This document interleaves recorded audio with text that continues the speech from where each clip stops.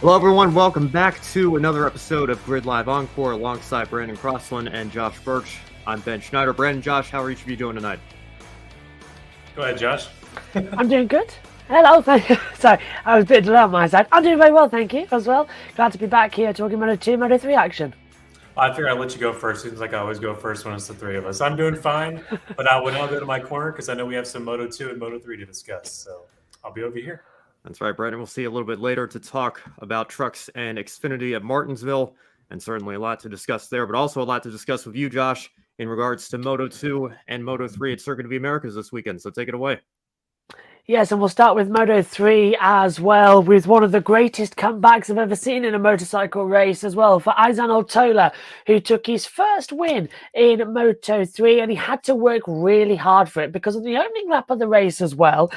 Coming out of turn 2, we all know the Circuit Americas, high banked turn 1, sweeps back downhill. There's a nasty bump across the track. He hit that bump, the rear of the bike stepped out, and it almost threw him over the top. Now, we call that a high side in motorcycle racing as well, if you're new to the concept, and he just about saved it. Fell back to 21st position. Do you know how far back that is? It's not even on our graphic there as well. On the last few laps of the race, he got back ahead of Messier, Artegas as well. All were in a battle, literally all the way down from Holgado. So Holgado, Monrella, Artegas, Messier, and Altola all in a battle throughout the race.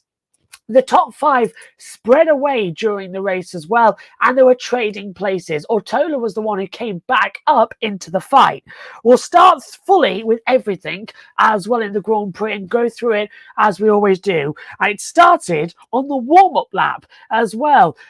Vision Track Racing, which is run by Michael Laverty, who's a pundit on BT Sport. He was in the commentary box co-commentating that race, and his rider, Joshua Whiteley, unfortunately crashed out at the top of the hill at turn 8, the similar part of the track where there is also a nasty bump at the top. Riders have been complaining about it for years, but at COTA, because it's built on marshland, the underside of the track moves around and creates the ripples. Every series that goes there struggles with it. So he got caught out on the parade lap. He crashed down. And then, when the lights went out, Roman Fenati, who you might remember as well, he's a former winner here at the Circuit of the Americas in Moto3, but you might remember him more for the famous touching of the brake pedal a couple of years back as well in the Moto2 category as well, where he got a one-race ban and was sacked by the team. He jumped the start, unfortunately, as well. Wasn't great for him. He was given a double long lap penalty, which he served. But then we had a major problem as well. Suzuki crashed out as well. Suzuki, he was okay. Asman crashed out, Bertolelli, Sasaki crashed out, got back up again. Now, Sasaki was actually leading the race. He was part of the top 5 battle. It was only 6 throughout the race, but he dropped it, crashed out, had to come back to the pit lane and retired. Munoz crashed out as well as then a few seconds later, Stefano Nepa crashing out. That led to the results at the back, as you can say. So from 22 down, not classified officially, is Munoz, Nepa, Sasaki, Bertolelli, Asman, Suzuki, and Whiteley not even starting the race. Looking further up, though, Anna Carisso finishes in 21st position. She's doing amazingly well on the Bone Motorsports bike. Moving back up then into the first page and 20th up as well. Remember, points go down to 15th place in Moto3. Faurizzo was 20th, Minio in 19th, Faroli in 18th, Alamanza, who was usually quite quick in Argentina and Portugal, had a poor weekend. He was down in 17th. Fenati, after serving his double long lap penalty, in 16th. Ricardo Rossi was 15th. Scott Ogden for Vision Track Racing was actually doing quite well this weekend, up to 14th position, getting some points. Vijo as well in 13th. Adji in 12th. Toba 11th. Ruda in 10th. And that was good from Ruda because he was up and down throughout the entire race. He was struggling as well with grip on the rear of the bike. So he was managed to get a couple of points there as well. 6 to his name. Yakanama in 9th, Alonso in 8th. That's David Alonso.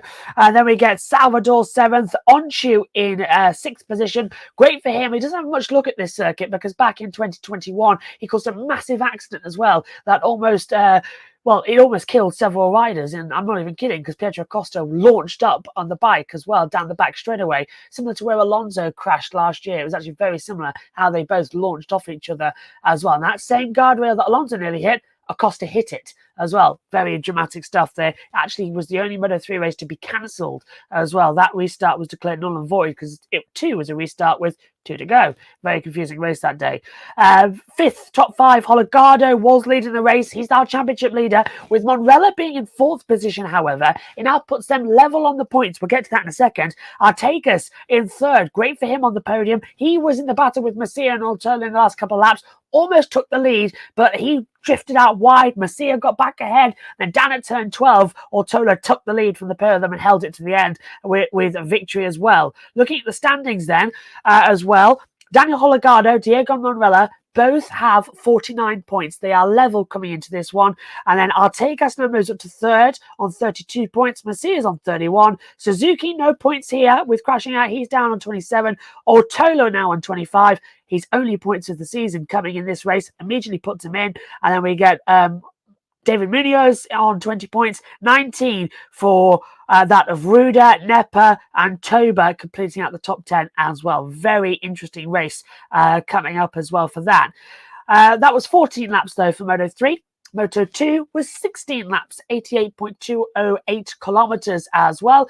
Dale Life says, are the Moto3 and Moto2 motorcycles spec? Yes and no in many respects. They have a similar setup in MotoGP actually as well, where they are factory bikes as well. But with Moto3 and Moto2, we have specific bikes that come as a spec, and then you can change the setup, you can change the configuration of the bikes and everything, the suspension, the engine tuning and everything. The bikes themselves are spec, but there are many different categories. For instance, in Moto3, we've got the KTM, we've got Honda, we've got CF Moto, we've got Gas coming in as well. And looking down the field, yep, they're the only ones there. In Moto2, we've got Kalex, we've got Bosch Chorizo, and then we've got Forward as well as the 3 manufacturers there. Majority of Moto2 run on Kalex. They used to be on Triumphs, but they left in the field as 2. Now, going to Moto2 in their race as well, it was pretty much a 3-horse race between Acosta, Arbuino, and Ben Schneider. Yeah, Ben, you've got a rider named after you. I was saying in commentary, it was so weird saying Ben Schneider's got his first ever podium because it's you. So it always made me smile as well. But you'd be delighted to know, Ben, he did get a podium. How does that feel? Is it weird that you've got a rider named after you in many respects? Are you on mute? Thank you. Every time. I forget every time I go backstage. But yeah, not exactly, I guess. But yeah, I'll tell you what, the lead singer of the band, Lord Huron, who sang the song The Night We Met, that was in Dale Jr.'s retirement tribute that Budweiser did. His name is Ben Schneider. So that's the kind of sort of racing connection with the same name as me that I'm used to. But I think there's a Burn Schneider as well, right? Isn't there? There is. Yeah. So there you go. Well, you got a podium, so well done. First ever podium in Moto2. You did really well. Right. So moving on as well. It's a great job from him. He literally first ever podium, and he got it on the line. He got ahead of Alcoba. Alcoba did a do or die move. It was never going to work, but it was a battle between 3, 4, 5, 6, and 7 as well in the last couple of laps. And literally, Ben Schneider started the last lap of the race in 6th position, finished 3rd. Everyone was battling. Alcoba, Salak, and Aguirre were battling together, but they all went wide on separate parts of the track. That allowed Ben Schneider to get up into 3rd. The top 2 at the front began to break away, and it was a battle between the 2 championship leaders of Pietro Acosta and Tony Arbolino. And for the second time this year, it is Pietro Acosta taking the win as well, and Arbolino keeping the podium. Just to run through the race for you, it wasn't that good though for Jake Dixon, who, exactly like Joshua Whiteley, and it was a curse for the British riders as well. They both went down at turn 8, both on the same bump, and Josh as well was saying about how he doesn't understand why the bike went down. Jake Dixon said exactly the same thing. He doesn't know why the bike went down there, so he didn't take the start. Then Lucas Tulovic crashed out on the opening lap. Lorenzo Dalla Porta, Barry Boltas, Marcos Ramirez as well, all retired. Ramirez retired in the pit lane. Garcia also retired. So Sergio Garcia was right up there last year in Moto3, having a difficult start to Moto2. Dennis Foggia got a track limits warning, but nothing else happened there. From back to front then, in the results, Jake Dixon didn't start the race, down in 29th position. Zatulovic as well in 28th. Dalla Porta, Boltus, Ramirez and Garcia were not classified. And from 23 up, Minaminto is 23rd. Sanchez is 22nd. Aizan Guevara dropped down to 21st. He was quite good in the opening couple of races as well and was championship contender last year, not doing too well here. Borja Gomez is 20th. Rory Skinner as well, the Brit rider in 19th. The USA rider, of course, Sean Dillon Kelly in 18th position. Zonta van der Golsberg in 17th. Joe Roberts, an American rider as well on home soil in Texas, down in 16th position. Ayagura getting the point in 15th. And Foggia, Sam Lowe's getting 13th place. Very big news for him. He needed points here. Alberinas in 12th. Then we get Somkat Chanchura in 11th. Top 10 with Gonzalez. Justino Vietti started on pole position. Bogged down and by turn 1 was already back. He had a horrible start for Vietti. Threw away a pole position. He managed to get 7 points there by finishing 9th. Aaron Canet is 8th points as well. Lopez in 7th. Ayagura in 6th. Then we get Salak 5th, Alcoba 4th, Ben Schneider in 3rd. Then we get Alberino 2nd and Acosta taking the win. The championship standings now put Tony Alberino leading by 7 points to Pedro Acosta, 61 to 54. And Aaron Canet is on 41. So already a 20-point gap between them. But already it's shaping to be a top 2 between Alberino and Acosta throughout the season. Josh, just real quick, because I want to bring Brandon back in to talk the NASCAR stuff, of course. But I was hearing some MotoGP riders who were talking about the racing surface at COTA, and I know that that's come up with how old the surface is now and some bumps starting to form. And some riders were saying it was completely unsafe. Were you hearing similar things from the Moto2, Moto3 riders, or is that just something that's been reserved for the MotoGP and the top level? No, all classes have been talking about it all weekend. Now, we know that COTA's had a problem. They've only resurfaced parts of the track. They haven't resurfaced it all like they promised the MotoGP riders a couple of seasons ago. Even during the pandemic when we didn't race here, they didn't take the opportunity to completely resurface the track. So there's only segments, and that creates more problems because the bumps form on the new surface underneath the old, and then you get the line patch off it as well. So it adds 2 extra bumps either side of where the roadworks have been done. And they are creating problems. Turn 8, 9, and 10, which is the segment going uphill just next to the Texan flag before the turn 11 hairpin. It's incredibly bumpy there, and it's a dangerous part of the track. And we've seen riders going down there all weekend long. Turn 12 was catching a lot of people out as well. And the Riders Commission have said, look, we don't want to return here unless the track is redone, because they understand it's on marshland. It's mud underneath. And with the amount of rain that falls in Texas during the rainy seasons as well, and it does shift. The entire track does shift. Certain corners are never the same year on year. It's why we see Formula One also have trouble when they come here, because they've practiced on the sim what the track looks one year, and then they're just a few millimeters out of position. It can affect gear shifts, it can affect gear ratios as well, everything. And it's the same with MotoGP. So they're having to fight it, and they're not liking it. So I've got a feeling COTA might just step away for a season from MotoGP, so they've got enough time to resurface it between Formula One races. And I think we might be looking at another circuit to go to for an America's Grand Prix. More than likely, it will be Laguna Seca, because we've got a history there. I wouldn't mind seeing Indianapolis, though. When we raced there for Indy, we always had cracking races. But I don't know any other circuits where it could work for MotoGP. Maybe we should go to Road America. I think that's a fun one for motorcycles to try and race at. Yeah, Indianapolis would certainly be an interesting prospect as well. Well, Josh, thanks again so much for helping us with the Moto3, Moto2 coverage. What is your one shining moment before we let you go from this weekend in motorsports?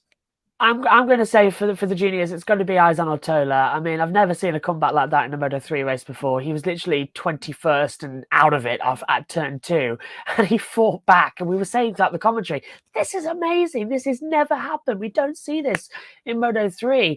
And because of the mixed conditions we had throughout the weekend, where sometimes the track was dry, sometimes it was damp, it was able to have the sort of uniqueness that he had the experience to push further beyond his limits. And it was brilliant to see him get his first win in Moto3 as well. So that's my one shining moment.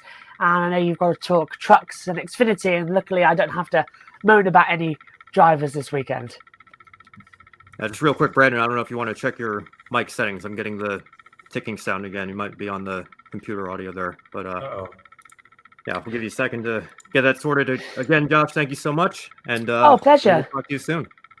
Yeah, and the next time is the Spanish Grand Prix in, I think, 2 weeks' time, and that will be at Jerez, which is, of course, for everyone who doesn't know it, the 1997 Formula One Championship decider was there. So Jerez is a wonderful circuit, and also the circuit where Marc Marquez had all these problems, and he's returning there, and he still has to do a double landmark penalty. And A Day in Life says, I would love to see MotoGP return to Indianapolis Motor Speedway. I loved attending the race weekends there. I do too. I miss that race, and I still miss it because it's the only MotoGP race that I have actually had to sit out of the commentary because I was ill, I think 2014, and I couldn't commentate on that race. So Megan took over back then in her first lead commentary role. But I want another go. I love that circuit so much, and we went opposite way on the road course. So it was an interesting layout for MotoGP, and it was a lot of fun to commentate on. No doubt. Well, Josh, I don't know if we'll see you next week. Of course, we only have some NASCAR and ARCA stuff to talk about, but like I was telling you, there is some good news for you. It's not Ty Gibbs in the 18, like our friend Casey Campbell was teasing could potentially happen. It is Taylor Gray. So we won't have a Cup driver going down to the ARCA Series, at least not yet, at least not this weekend. It's my early birthday present. That's what NASCAR's giving to me. I don't have to moan. All right, Josh, take care, and we'll talk to you soon. You too. Bye-bye, guys. All right. See ya. All right, well, Brandon, let's get into the NASCAR weekend, and we'll start with the Truck Series race, and I think some strong reactions coming from fans and drivers alike with all sorts of stuff going on here. But the biggest talking point, I believe, is that we made a little bit of history. We used wet weather tires or rain tires on an oval. NASCAR had been testing this in the offseason. This was our first opportunity to see that in action. So I just want to ask you, in your opinion, with what we saw, did the oval wet weather tires work at Martinsville? I think for the green flag runs we got out of it, which were few and far between because the rain just kept going back and forth, but just kept getting red flag and then back to green, then red flag and back to green, which, really makes the drivers restless and kind of, frankly, it makes the viewing audience a little restless too. And as it went so late into the night, the important thing, we were talking about this before the show, the important thing, I'm sure this was on their mind, that they want to get it done because Martinsville does not, like you said, Martinsville doesn't have enough room for all three series to be there inside the paddock. So that would have been a really logistical nightmare, as one of my professors used to say. So they wanted to go ahead and get it done tonight, on Friday night at all cost, and they did. Just a lot of red flags getting in the way. But I think the few green flag runs they had were they were able to keep some pretty decent lap times, and it made some fun racing. I haven't seen too much of the hate on social media about it, but I'm sure there always will be for whatever new idea we try. But from what little I saw of it, it was I couldn't really tell much of a difference, and it was quite enjoyable. So I didn't get to catch the race live because I was traveling this week. I stopped by the NASCAR Hall of Fame, actually. So I picked up a polo shirt there and took some pictures, which I threw on my Instagram there. So you can go check those out. Great experience, by the way. If you're a race fan, past or present, you got to get there at some point in your lifetime. There's so much history there to discuss. But anyway, we stopped a little bit earlier than I was expecting. Of course, Martinsville's not too far away from the Hall of Fame in Charlotte, North Carolina, because we were faced with quite a bit of severe weather and wanted to make sure we played it safe and got off the road. So I wasn't surprised that Martinsville was also dealing with some weather issues, and just kind of went to bed expecting that they probably weren't going to find a way to get the race in. But Brandon, like you were mentioning, Martinsville's got such a small garage area that trying to fit all three series in there, and whatever that would be, 115, 120 cars and trucks, probably not going to work out. So, that would have been difficult to work the logistics around. But, I've found this frustrating, and I think a lot of fans have as well, being teased with this idea of wet weather rain tires on the ovals and still having to deal with the constant rain delays and, not kind of knowing, what's the threshold for us to be able to use these here. I know some of the drivers reading some of the post-race comments said, they thought we could have avoided one or two of the red flags and kept going. They thought the grip levels were not too bad. And I believe only the second truck race ever where there were no retirements. You had all the starters running the finish there. So clearly, it's not like it was a constant wreck fest with, a bunch of equipment getting torn up. So I don't know. I mean, I applaud NASCAR for trying and, ending up getting the race in. I think that was their ultimate goal. Probably, not to everybody's liking. I know some people were saying it was just a complete farce. But I think it is good that we've ventured out and at least attempted to find a way to minimize the rain delays here. And honestly, if the drivers are saying that they would know better than anybody, what the grip levels were out there, if they were saying it was ready to go, then I would have liked to have seen us, give it a little bit of a better shot, especially because, we're getting into the summer months now. And, it doesn't matter how light the rain is. If we've got lightning in the area, they're going to put us on a 30-minute hold no matter what. So this, I think, would have been the best opportunity to test how far we can take these rain tires here. And, if it turns out to be a farce and everybody's wrecking all over the place, then we know we don't do that again. But you're not going to know until you try. And it seems to me like they only kind of stepped out there and, maybe could have gone a little bit further with them. Well, I think they're just wanting to play it safe. And I guess I'm kind of glad they did for the first time, but maybe they can stretch it out a little further when we get rain at other places. Maybe New Hampshire will have rain this year. Who knows? But trucks won't be there, so never mind. But they can try it with Xfinity maybe. Yeah. But I think one of the Fox broadcasters pointed it out like this, and it stuck with me, that these tires, they're not like we traditionally think of wet tires in racing with Formula One and IndyCar, where it's made to race while the rain is continuing. These are made to just race in wet conditions. So rain tires are not putting on the wets. They're just supposed to be with moisture on the track so they can keep going. So I didn't really see it that way before I was informed of that. And so I'm glad I know that now. And I think some of the backlash from fans might be because of a misconception of what these actually are. Yeah, for sure. And of course, you think back to the Cup race at Circuit of the Americas where MotoGP was this weekend a couple of years ago when we really had our first true wet weather Cup Series race. And we had some accidents out there. They ended up calling that one eventually anyway. So, of course, anytime it's that torrential, you can displace as much water as you want. You still have to deal with the spray. And obviously, those conditions are going to be dangerous no matter what. So, I think it depends on the severity of the storm coming through, of course. But, I think there was maybe room to push it a little bit more this weekend. And don't forget, those mud flaps are flammable. Yes, well, we will get to that later on here in the show. John Hunter Nemechek pulling a Zane Smith, and Lionel's having a couple of interesting race win diecasts that they've had to build over the last couple of weeks, and will continue to build, I guess, into the summer. Who knows? We might see that happen again with how aggressive these burnouts are getting with these mud flaps here. But let's talk about the race results, and let's pull them up here. Good thing Josh left us a little bit early. He's not going to like seeing Kyle Busch up there, but maybe going to like seeing him in second a little bit better than P1. Corey Heim took the fight to the Cup Series regular and all-time Xfinity and Truck Series race wins leader by getting the win in the truck race this weekend. So, Brandon, are you impressed by, well, I assume you have to be impressed by it, but how impressed are you that Corey Heim was able to get the job done and beat Kyle Busch, who has been so good in the Truck Series, particularly over the last several years? I'm extremely impressed. It's his first win in the Truck Series. How can you not be impressed for Corey Heim? And especially after several rain delays like that at Martinsville with Kyle Busch behind you. Kyle Busch is, let's face it, the best guy in the field whenever he's in a truck race. So whenever he doesn't win the race that he's entered in, the guy who wins is deserves some double praise there. So all congratulations to Corey Heim for doing that. Kyle Busch.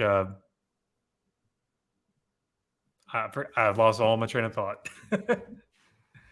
That's all right. Yeah, don't you hate when that happens? Yeah, no, that's all right. I think it's Corey's first win with Tricon. He did get a couple last year with Kyle Busch Motorsports. Yeah, first win for Tricon, isn't it? Yes. Yeah. as Tricon, I believe, right? Because Right. DGR. going Yeah. through that switch with DGR, yeah. But yeah, great run for Corey Heim, of course, and like I mentioned, Kyle Busch, continuing this stretch. I've got to go back and look what his top 2 rate is in the Truck Series. Of course, everybody talks about how many wins he has, but when he doesn't win, he's still running up front and coming close. So again, it's that age-old debate about how impressive it is to go down and race in these series. But I think when you've got a vehicle that drives completely differently, particularly to the next gen car, as much as I don't like seeing it, you still got to give credit where it's due. Kyle is just so consistent, doing only these 5 races a year, and very well could have picked up another win this weekend. But Corey Heim was able to come in and kind of surprise everybody by taking the fight to a 2-time Cup Series champion and the all-time winningest driver in the Truck Series. Yeah, and it's impressive because Kyle Busch wouldn't hold back. Like, there's no way he's holding back. He was giving it everything he's got, and Corey Heim's still able to take the victory. Well, let's talk about Carson Hocevar as well. I think we have to touch on this a little bit. He was in another incident this weekend involving Taylor Gray, attempting to wreck him on the backstretch, ended up wrecking himself. I think the Landon Castle fans will certainly remember that line he threw out there many years ago when his deal with Danica Patrick happened. But we talked about Carson a little bit when he got the win Texas not so long ago. Some people were critical of what happened in that deal there when he ended up finishing off Nick Sanchez, who was already well out of shape. I think Carson's kind of built a little bit of a reputation for himself now, and that might have, kind of led some fans on to not being too happy with how that race panned out. I think when you look at it objectively, Nick Sanchez was already well out of shape there. I don't know that there was much Carson could have done to avoid him in that particular circumstance. But in this instance here, did Carson Hocevar cross a line by attempting to wreck Taylor Gray on the backstretch and ending up getting a 2-lap penalty for it? Yeah, there's a line to be crossed, and I think Carson found it at Martinsville.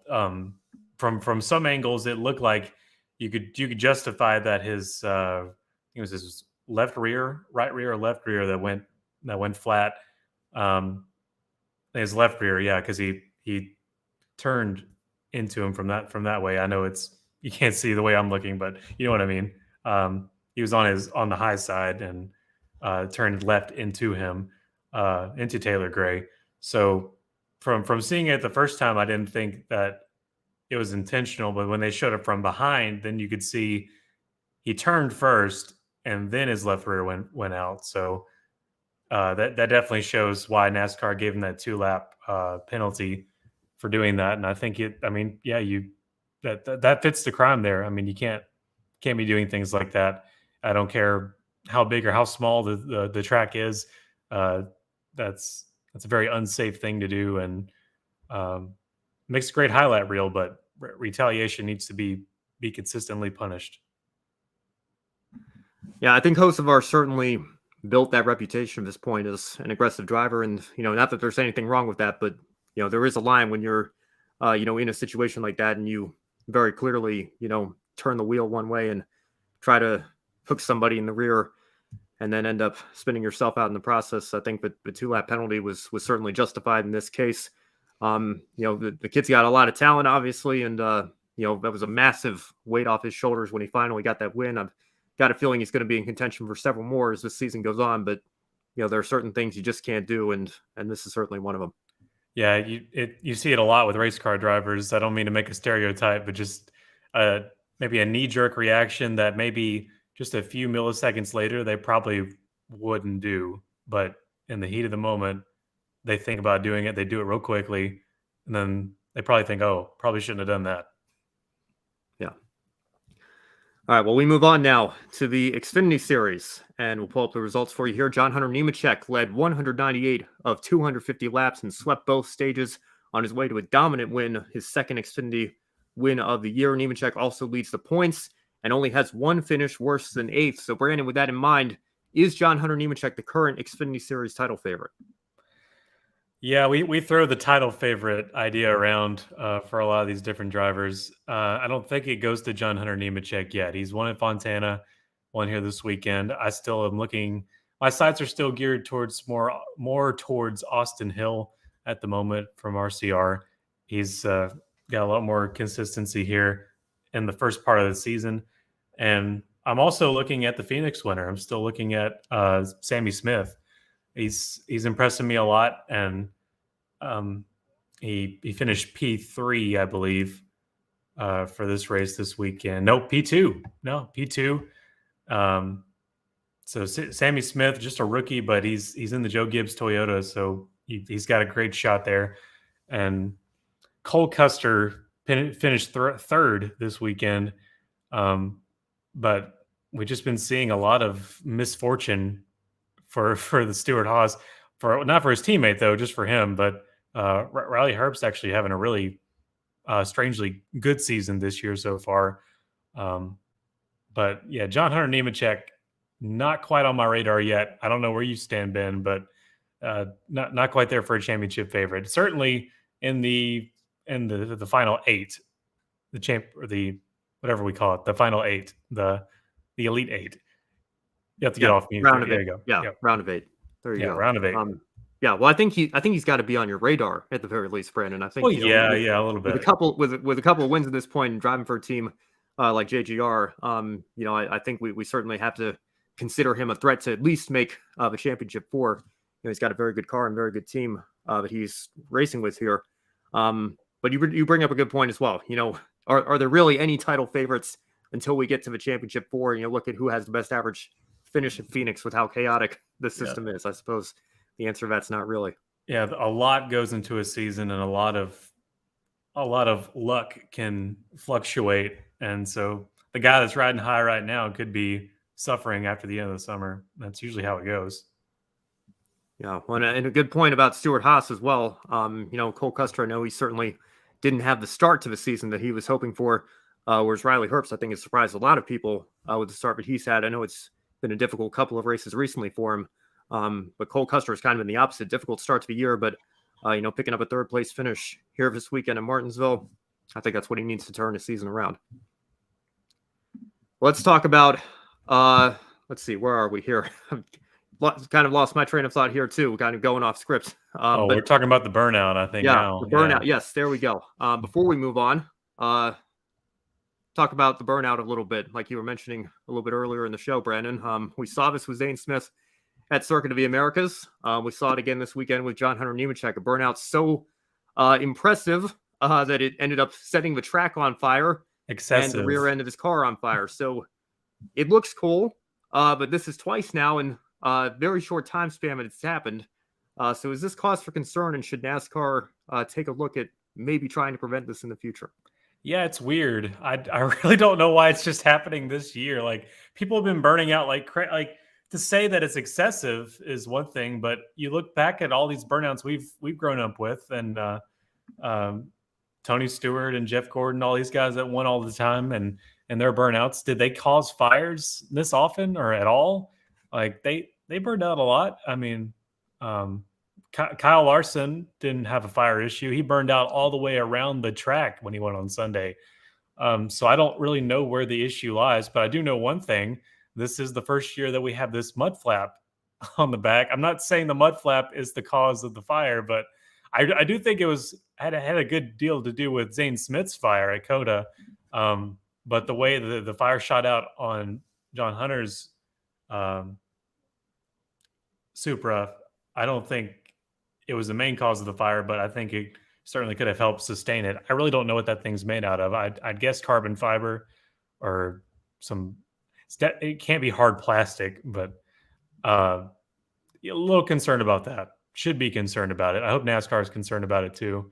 And I don't know I don't know what you put in place here. Like, do we make them burn out, like a burnout timer? Like, okay, stop now, or just plead with the drivers to be reasonable and like, okay, like that was excessive. Let's be real here.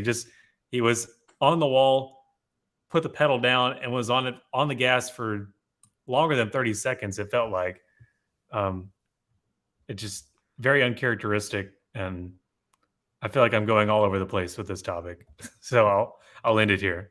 Well, I've always, and this might be an unpopular opinion in many respects, but I've always thought burnouts were a little bit silly. Like, best case scenario, you still end up tearing up, a really good motor. Worst case scenario, you tear up your motor, you tear up the rear end of your car because your tires blow out and get shredded, and that tears up the rear ends there. And then the conspiracy theorists run wild and think that you did that on purpose to prevent the car from being able to be there's that too. flagged in post-race inspection. And now we have these issues of these fires here. And I got to think the mud flaps have played no small role in that, certainly in Zane Smith's, like you were mentioning there. And I don't know. I've always, it's a silly visual when, there's not a cloud in the sky and, it's complete sun. There's no rain in the forecast, but we still see the windshield wipers on the cars or trucks. And I understand that they put them there in case we have rain in the middle of the race to minimize the changeover time. But and also, you there's told none me in the forecast there. I don't know how difficult it is to take those off to prepare the trucks, but seems like it's a little bit unnecessary to me. Well, also, you told me whenever I brought that up a couple of weeks ago, it was more about it also be about how they prepare the car. They need that exact weight from those components, and so taking that off really does more to the engineers than we realize. Yeah, and that's another good point, and I'm sure that there are more arguments. I mean, there has to be a reason why they do it, right? Otherwise, they go back to making the changeover whenever it's necessary. But I don't know. I think anytime there's fire involved, it's probably a cause for concern, and something that we should at least take a look at seeing. Is there any way we can at least minimize the chance? Because of course you're not going to ban burnouts or outlaw celebrations on the front stretch or anything like that. But no. If we can try to get these fires under control, I think that would certainly be ideal. His sponsor did get their money's worth, though. It was fire safety or fire something, and so he talked all about fire safety. So, yeah. All right. Well, let's pull the results back up here. Riley Smith. Wow, what am I saying? There's Sammy Smith. There's Riley Herbst there.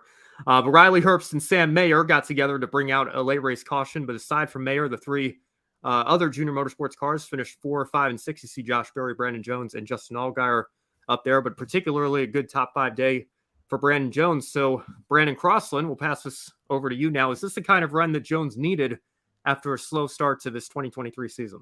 Yes, it's been a scary start to the year for Brandon Jones. Like, really, what happened? They must be, I mean, they obviously are figuring things out there, and Brandon Jones is figuring out the team switch, but this was a good turnaround for not only Brandon Jones, but Junior Motorsports as a whole. Great run.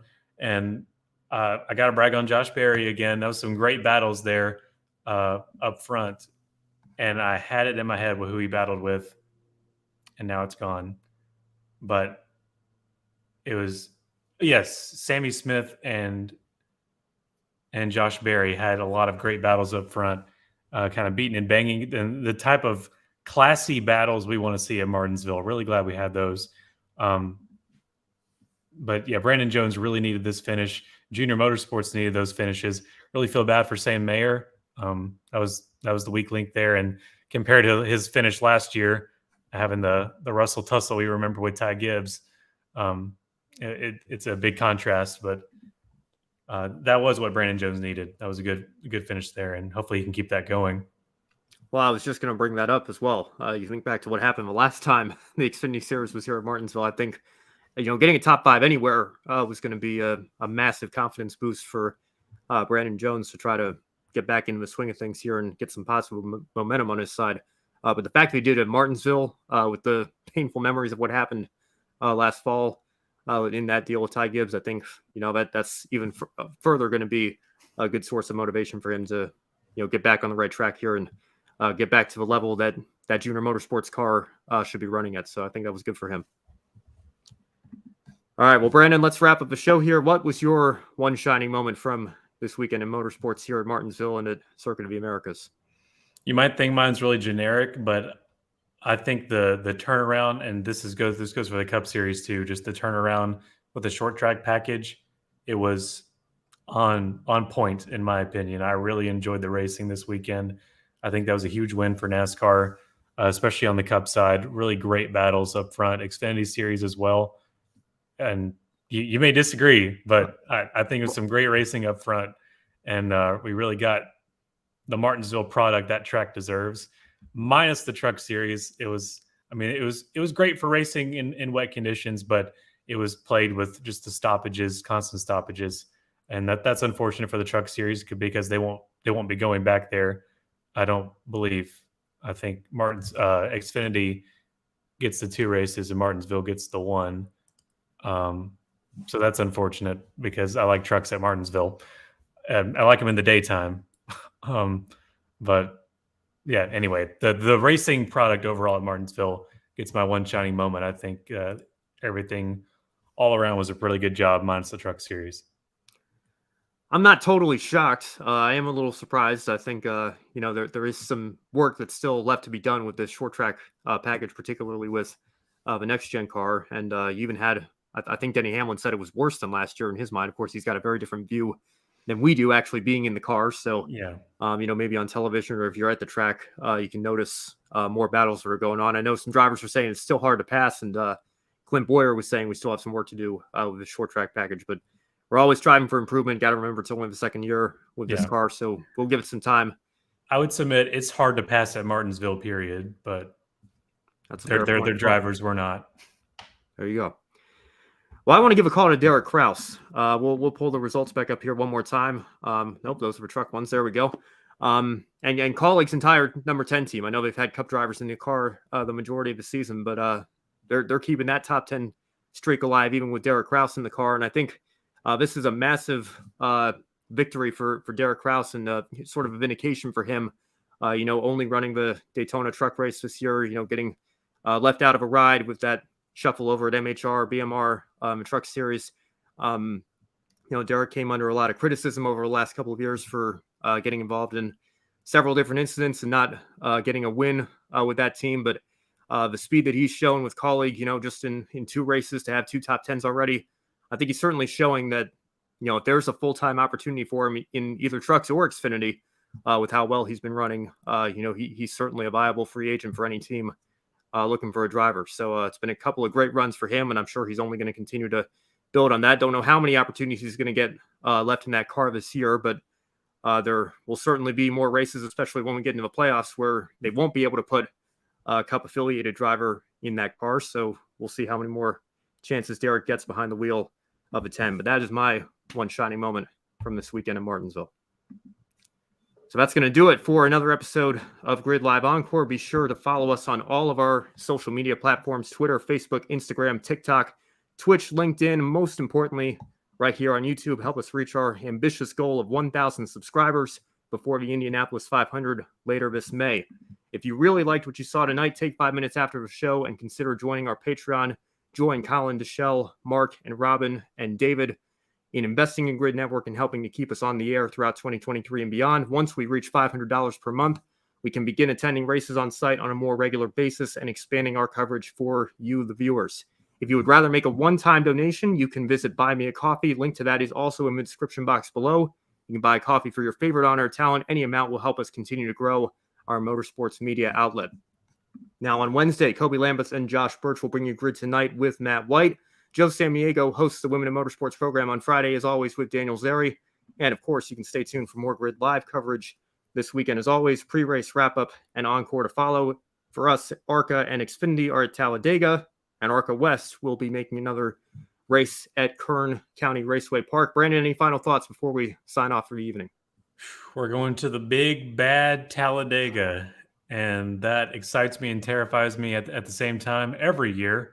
So let's just hope everyone drives smart and the accidents are the result of good racing and not retaliation.